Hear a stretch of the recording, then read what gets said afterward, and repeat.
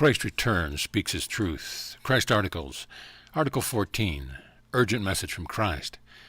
Christ said, I am coming to the mind of my recorder because there is something urgent I have to say. Love your enemies. Forgive those who ill use you. Pray for those who speak evil of you. And if you cannot do this in your own strength, seek by all possible means to do it in the power of spirit, divine consciousness. Pray and meditate and ask for help. It will be given you if you persist. If the ego persists in forcing you thoughts downward again to virulence and anger, and raising all kinds of arguments as to why you should condemn someone who has deeply hurt and even wounded you physically, go into meditation again and again, seeking insight and relief from your dilemma, asking to have those troublesome, recurrent, angry, and vindictive thoughts removed from you. Not to please God, as you have been taught by the churches, but to protect yourself from the whiplash of your angry thoughts, which rebound in your lives, bearing violent upheavals and further rows and arguments to deal with. For whatever power you give to resentful things, that power will send a direct electrical stream of consciousness to the person who hurt you, and the stream of consciousness returns, zinging its way back to you in due course like a boomerang. You must know that every electrical field creates a like magnetic field. The two always work together, so that what goes out eventually returns. This is a scientific law of existence, but what science does not yet admit is this. Electrical forces power the mind. It is the consciousness impulse of get going in the mind. Electrical force is a facet of consciousness. Two-faced magnetism powers the human and animal emotions. It attracts and it repels. It is the impulse of human love and the impulse of hatred. Magnetism is experienced by all living things as emotion and feeling. I have described this truth fully in my letters 5 and 6. Not only this, scientific medical knowledge has discovered what I understood so well in Palestine 2,000 years ago, that all the thoughts taking form in your brain descend into your pituitary gland via your hypothalamus, and the negativity and emotional trauma, lowered vibrations they contain, is passed on to your organs, blood, and entire body, causing a depletion in energy and eventual illness. This is the phenomenon producing psychosomatic ailments acknowledged by the medical profession.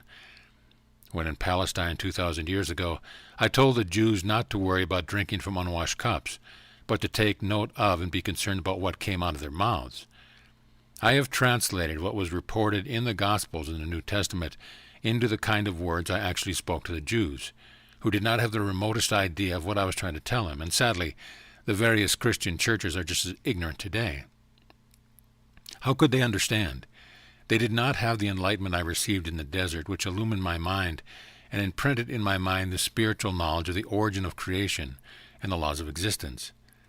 But you, who live in your world today, have had countless teachers coming to earth, explaining scientific facts, and also mystics who have led you into metaphysical, spiritual truth, preparing you for my letters, which contain the very highest truth of all, the true nature of your source of origin, which you term God, and the universal laws of existence.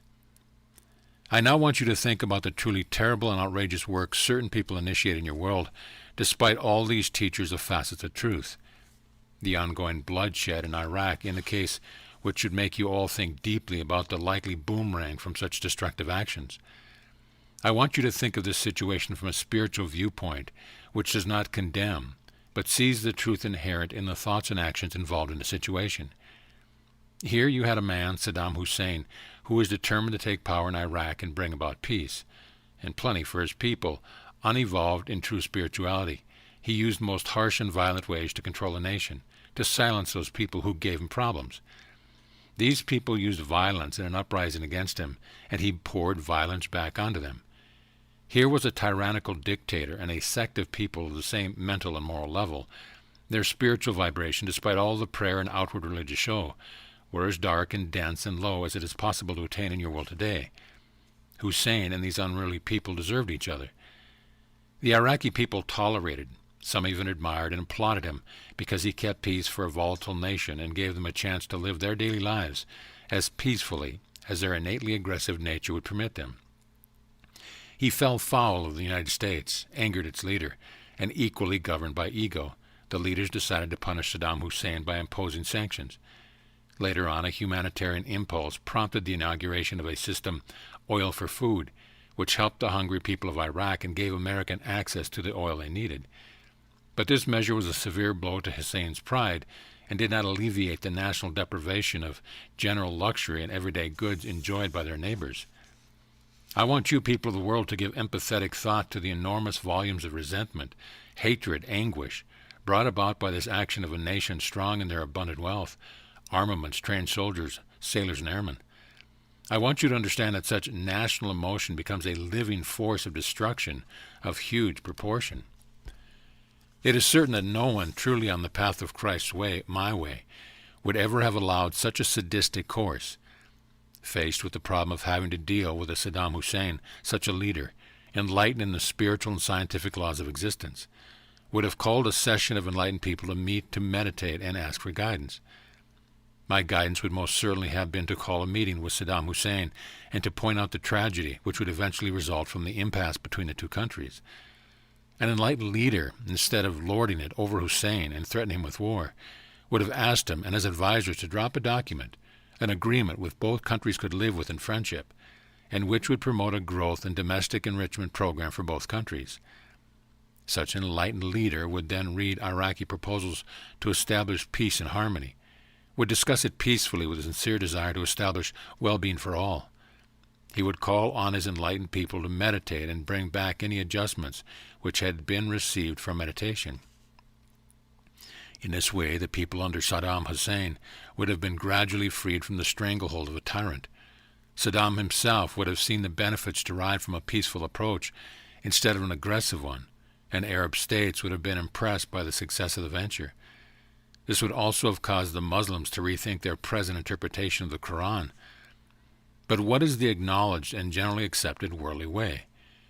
What has the human spirit, the human ego, accomplished today? Consider whether there can be any lasting benefit from this behavior outlined below. A peaceful nation, a peaceful people, already deprived of normal trade facilities with other nations, have been bombed nightly, their buildings built with great effort and expenditure of money, and offering various services to the people are destroyed. Night after night, innocent people have been subjected to the terror of bombs, asking themselves, where will they fall? Who will be hit? Will they find us in the rubble? Will we lose a family member? Will we all be killed? What have these people done to deserve such a terrifying ordeal other than knuckle down and try to live as happily as they could under a tyrant whom the USA hates? Prior to this, in USA, another tyrannical fanatic sent planes to destroy the Twin Towers of the Trade Center in New York. A great cry of fury, anger, revenge arose from the American people. They lost many people, loved ones, in the destruction. Every year there are Christian church services remembering the dead, and a great many tears are shed in the deluge of grief thinking of them. Think for a moment. Christian services. Is there any talk of forgiveness of those who are instrumental in this destruction? Are Americans shedding tears for the innocent who died under the hail of bombs deposited night after night for no good reason other than a vitriolic hatred of Hussein? Do they hold service for the Iraqi dead?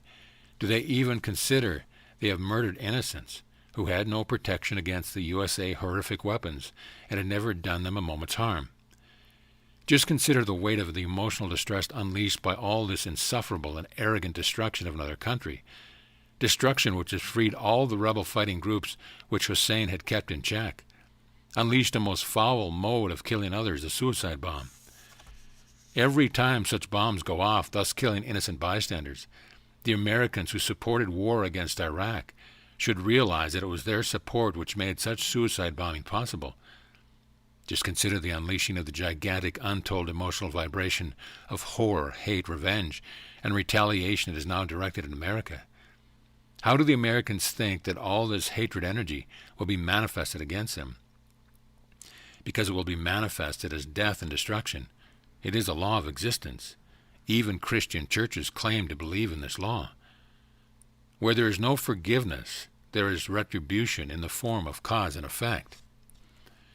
Forgiveness, complete and total and loving, dispels the violent hatred energies. Without forgiveness, they gather momentum from the ongoing resentment of the opponent. Read the articles on cracks in your planet, and then ask yourself, how all the terrifying load of hate will be manifested. Who in America will sooner or later be the target? Therefore I tell you clearly, in your home, in your community, in your town, in your state, in your country, forgive whoever has injured you in any way, big or small. Let this word ring out across your land through any means you have. And if you cannot forgive easily because your ego will not let you, then bring your hurt and anger to divine consciousness, which I term the Father when in Palestine, and ask for its inflow of spiritual directing power to gently ease and remove the burden from your minds. Will your religions tell you this? No, they did not when I was in Palestine, and they will not now.